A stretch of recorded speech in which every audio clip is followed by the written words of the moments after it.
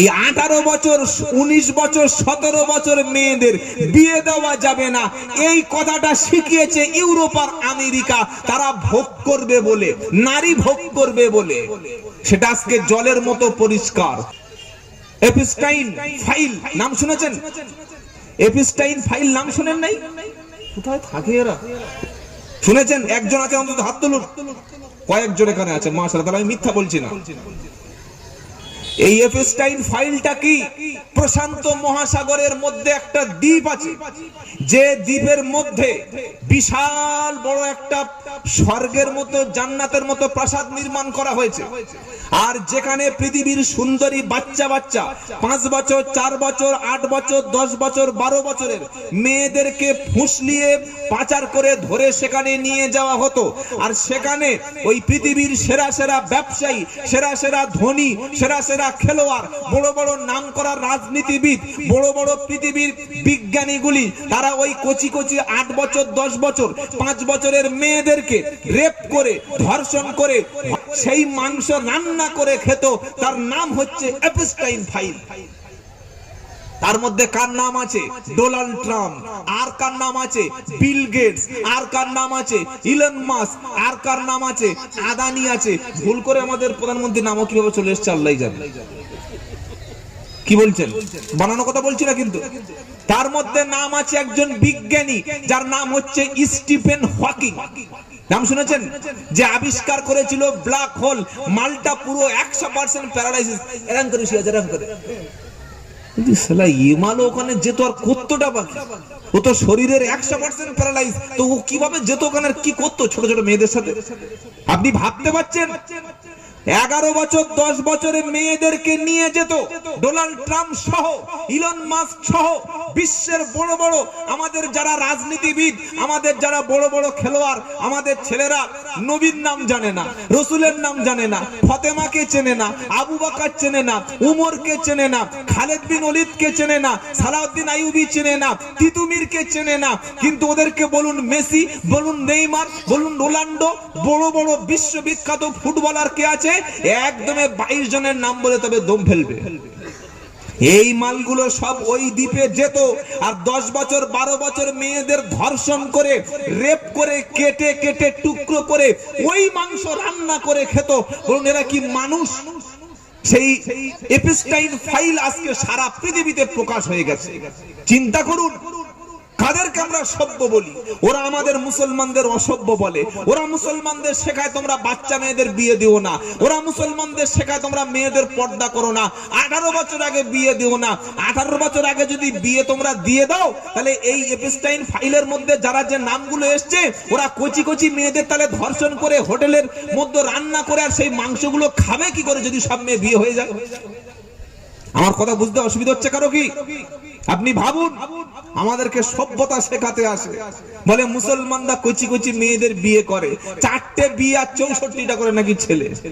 কি বলছে কথা বুঝতে পারছেন না? মনে রাখবেন, ইসলাম হচ্ছে সেই ধর্ম যে ধর্ম একজন নারীকে সর্বোচ্চ সম্মানে ভূষিত করেছে। ইসলামে কোন নারীর অনুমতি ছাড়া তার বিয়ে দেওয়া জায়েজ নয়। ইসলামে বিয়ের সময় সেই নারীর দেনমোহর, অর্থনৈতিক কিছুটা সাশ্রয় তাকে ফরজ করে দিয়েছে।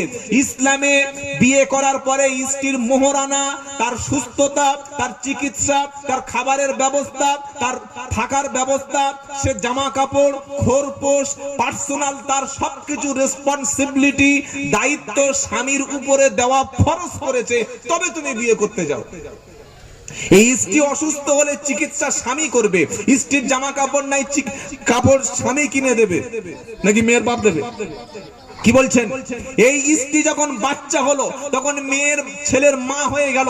মা যখন হয়ে গেল, ওই মায়ের পায়ের নিচে আমাদের মতো গুনাহগার পুরুষদের জান্নাতের ব্যবস্থা ইসলাম করে দিয়েছে। বলুন সুবহানাল্লাহ। আর তোমরা আমাদের সভ্যতা শেখাতে আসো, তোমরা আমাদের ইউরোপ আমেরিকা থেকে সভ্যতা শেখাতে আসো। তোমরা 10 বছর মেয়েকে ধর্ষণ করে তাদের রান্না করা মাংস খাচ্ছ, সেই ছবিগুলো প্রকাশ হচ্ছে, আর তোমরা আমাদের বলছো আমরা অসভ্য। তোমাদের কাছ থেকে আমাদের সভ্যতা শিখতে হবে। পৃথিবীর নিকৃষ্ট মানব সভ্যতার দুশ্মন হচ্ছে এরা। এইটা যদি কোনো মুসলমান মোল্লারা করত, তালিবানেরা করত, অন্য কোনো মাদ্রাসার ছাত্ররা করত, এতক্ষণ সারা বিশ্বের মিডিয়া হই হই করত, আরে দেখেছো মুসলমানরা কত নিকৃষ্ট। তবে হ্যাঁ ভাই, আমাদের দেশের যে আইন রয়েছে সেই আইনের প্রতি আপনারা শ্রদ্ধা রাখবেন। আপনার মেয়েটা পড়াশোনা করছে করুক, উচ্চ শিক্ষায় উচ্চ ডিগ্রি করছে করুক, তাকে একেবারে ছোট বয়সে বিয়ে দেবেন না। কথা মনে থাকবে ইনশাআল্লাহ।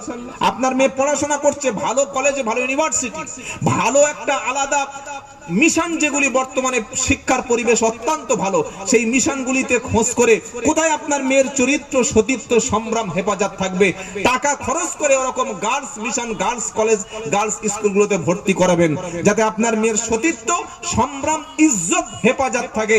একটা নারীর সতীত্ব, সম্ভ্রম আর ইজ্জত চলে গেল, ওই নারীটা তখন পৃথিবীতে বেঁচে থাকার কোনো মূল্য তার কাছে আর। কথা মনে থাকবে ইনশাআল্লাহ। জান্নাতি ব্যক্তিরা বলবে আল্লাহ জাহান্নামীদের দেখার জন্য একটু মনটা চাইছে। আল্লাহ বলবে তাহলে এবার জাহান্নামের দিকে তাকাও। সরাসরি জান্নাত আর জাহান্নামীদের কথা হবে। কি কথা হবে? কোরআন শোনাচ্ছে, ইয়াতাসাআলুনা আনিল মুজরিমিনা মা সালাকাকুম ফি সাকর ক্বালু লাম নাকু মিনাল মুসাল্লিন ওয়া লাম নাকু নুতঈমুল মিসকিন ওয়া কুননা নাকুযু মা'আল খাইদিন ওয়া কুননা নুকাদ্দিবু বিয়াউমিদ্দিন হাত্তা আতানাল ইয়াকিন ফামা তানফাউহুম শাফাআতু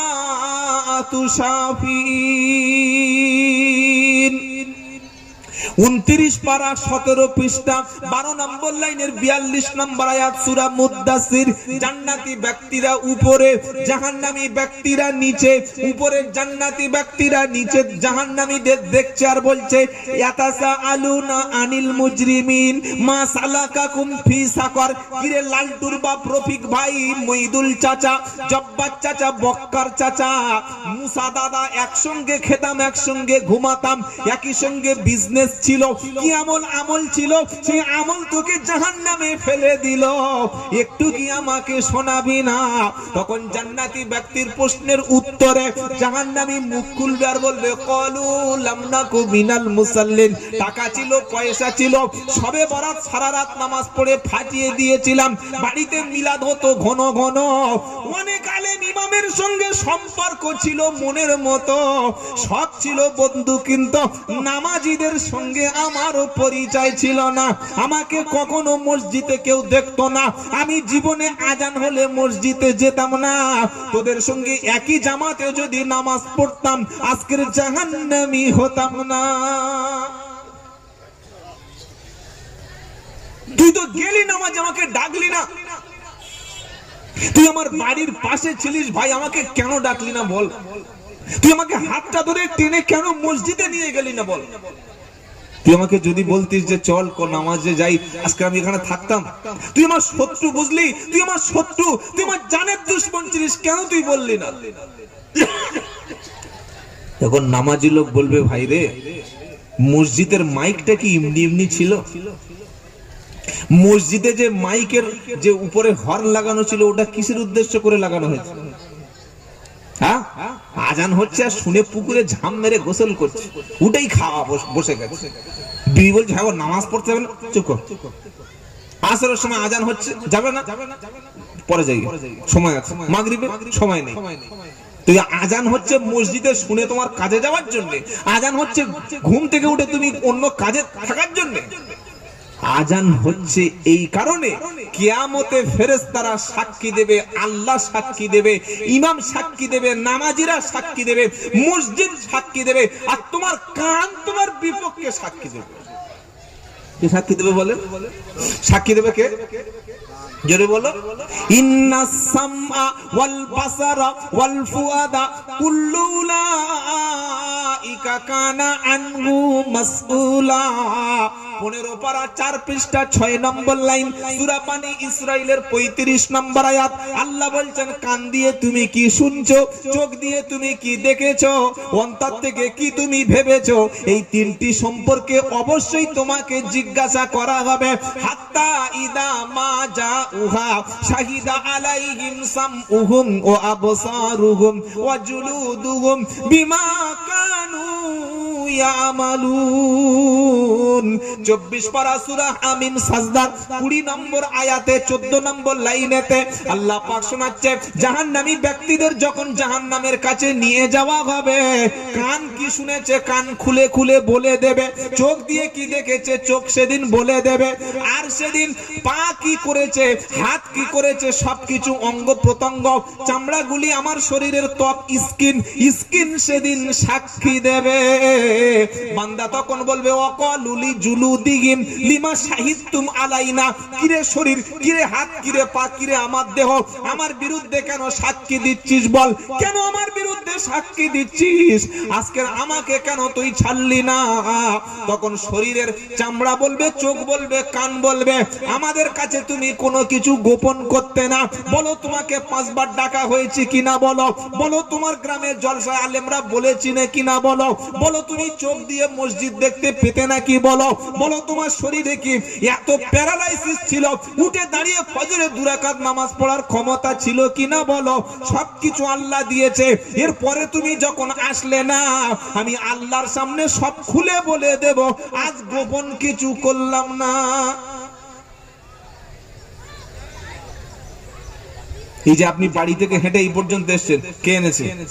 আল্লাহ। বাড়ি ফিরে যাবেন কার শক্তিতে যাবেন? উঠতে গিয়েছে, পাও বাবারে ধর ধর বলে পড়ে গেল, তুলে দেখছে হার্ট অ্যাটাক, আর মানলাই মরে গেল। বলে হ্যাঁ কি হয়েছে? ডাক্তারখানা নিয়ে এখানে হার্টবিট, এখানে বিপি সব টেস্ট করে বলছে, আরে 5 মিনিট আগে লোকটা স্ট্রোক করেছে। কি করেছে? স্ট্রোকটা কে করেছে? মমতা ব্যানার্জি, মোদি করিয়েছে, রাজ্য সরকার, কেন্দ্র, কেউ করতে পারে। কে করেছে? আল্লাহ। আল্লাহ বাজায় ফেরেশতারা ওই পর্যন্ত, ওখানেই ও শেষ করে দেয়। এই যে হাঁটছেন কার ক্ষমতায়? আল্লাহর ক্ষমতায়। কথা বলছি কার ক্ষমতায়? আল্লাহর ক্ষমতায়। দেখছি, খাচ্ছি, একটা জিভ, লঙ্কা, মিষ্টি, টক, তেঁতুল, প্রত্যেকের টেস্ট আলাদা, জিভ একটা, এটা কে করাচ্ছে? আল্লাহ। আপনি ডাকছেন, আপনার কানে প্রত্যেকের আওয়াজ ভিন্ন আসছে, মা মেয়ে, বোন মেয়ে, স্ত্রী মেয়ে আর মেয়েও মেয়ে, চারটে কি মেয়ে। বাড়িতে গেছেন, দরজা খোলো, দরজা খোলো, ভিতর থেকে মা যদি আওয়াজ দেয়, এই দাঁড়া আসছি, তখন মায়ের আওয়াজ আলাদা, বিবির আওয়াজ আলাদা, প্রত্যেকের আওয়াজ যে কানে আলাদা করে, এই ক্লাসিফিকেশন আলাদা করে যে একটা ভাগ করে দিয়েছে, এটা কে করে দিয়েছে? সে আল্লাহকে চিনতে পারছো না।